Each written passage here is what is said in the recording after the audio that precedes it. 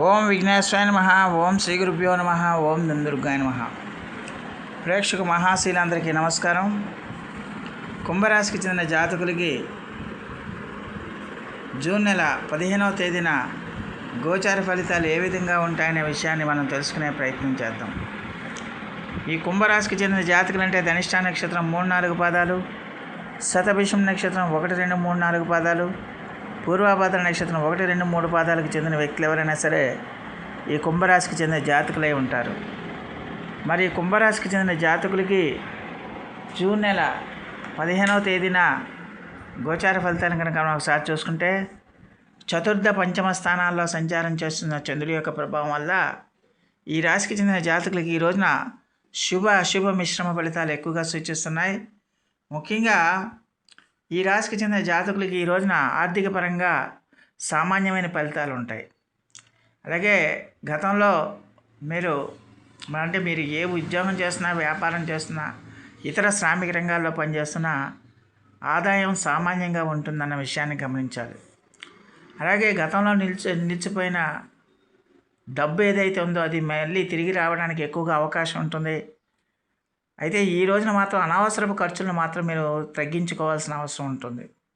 Falls ప్రెస్టేజ్కి పోయి, అనవసరపు డాంబికాలకు పోయి కనుక మీరు డబ్బు ఖర్చు పెడితే కనుక ఇబ్బందులు పాలవడానికి ఎక్కువగా అవకాశాలు ఉంటాయి.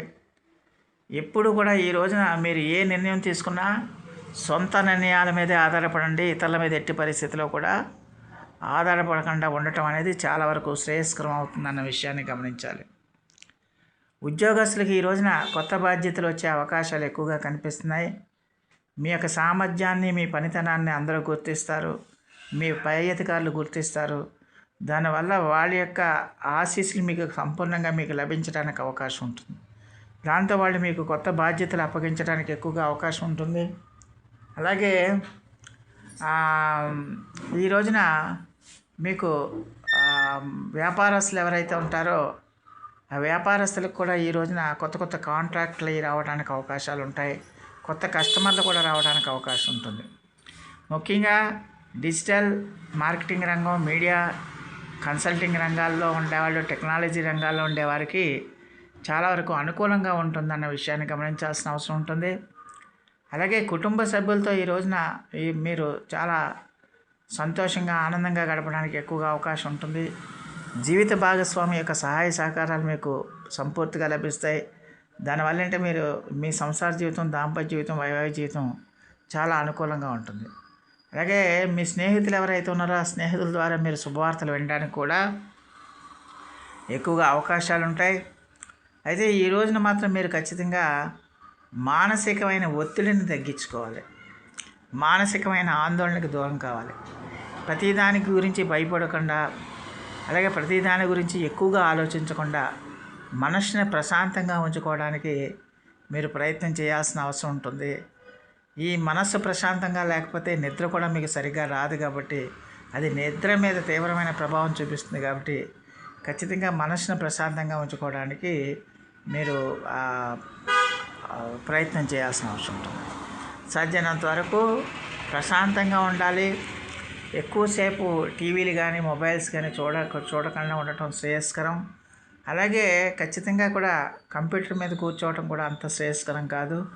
అందువల్ల ఎప్పుడూ కూడా ఈ రోజున ప్రశాంతంగా ఉంటూ ధ్యానం, యోగా లాంటివి చేయటం వల్ల అద్భుతమైన ఫలితాలు ఉండడానికి అవకాశం ఉంటుంది. చిన్న అనారోగ్య సమస్యలు కూడా మిమ్మల్ని వేధించడానికి అవకాశం ఉంటుందన్న విషయాన్ని గమనించాల్సిన అవసరం ఉంటుంది.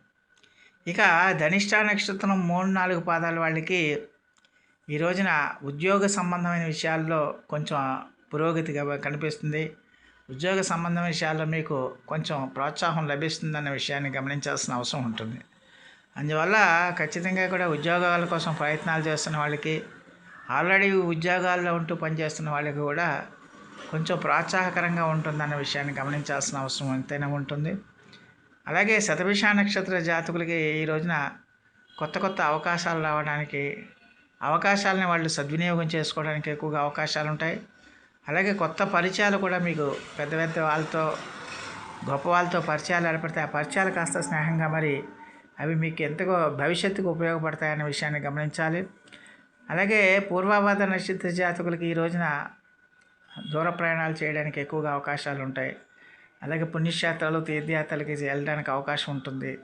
దేవాలయాలు దర్శనాలు చేసుకోవడానికి అవకాశం ఉంటుంది. దేవాలయాలకు వెళ్ళడానికి ఎక్కువగా అవకాశం ఉంటుందన్న విషయాన్ని గమనించాల్సిన అవసరం ఎంతైనా ఉంటుంది. మరి ఈ రోజున ఖచ్చితంగా కూడా మరి సోమావతి అమావాస్య కూడా కావటం వల్ల ఈ రాశికి చెందిన జాతకులు కొంచెం ప్రాతకాలంలో నిద్ర లేచి సూర్య నమస్కారాలు చేసి పానాదులు ముగించి సూర్యుడికి అర్ఘ్యం సమర్పించడం, తర్వాత శివనామస్మరణం, శివాలయాల్లో శివునికి పంచామృతాలతో అభిషేకం చేయటం కానీ, శివాలయాల్లో శివుని చుట్టూ ప్రదక్షిణం చేయటం కానీ చేయటం వల్ల అద్భుతమైన ఫలితాలు ఉంటాయనే విషయాన్ని గమనించాలి. సాధ్యమైనంత వరకు రోజంతా కూడా మీరు శివనామస్మరణంలో గడిపితే అద్భుతమైన ఫలితాలు ఉంటాయి. అలాగే ఈ సోమవారి అమావాస్య అటు శివుడికి విష్ణువు కూడా ఇద్దరికి కూడా ప్రీతికరం కాబట్టి ఖచ్చితంగా కూడా ఈ రోజున మీరు శివ వైష్ణవ ఆలయాలను సందర్శించడం చాలా వరకు మేలు చేస్తుందన్న విషయాన్ని గమనించాల్సిన అవసరం ఉంటుంది. అలాగే ఎట్టి పరిస్థితుల్లో కూడా ఈ రోజున పితృదేవతలకు తర్పణాలు వదలటం, పితృదేవతలకి వాళ్ళ ఆశీస్సులు తీసి వాళ్ళకి అర్ఘ్యం సమర్పించడం, ఇలాంటి పనులన్నీ చేయటం, దాన ధర్మాలు చేయటం, అలాగే ఇతరులకు సహాయం చేయటం, అలాగే దేవాలయాలను సందర్శించడం, శుచి శుభ్రతలు పాటించడం, పవిత్రంగా ఉండటం, మనసును ప్రశాంతంగా ఉంచుకోవటం, ఇలాంటి కార్యక్రమాలన్నీ కూడా చేయటం వల్ల అద్భుతమైన ప్రయోజనం చేకూరుతుందన్న విషయాన్ని గమనించాలి.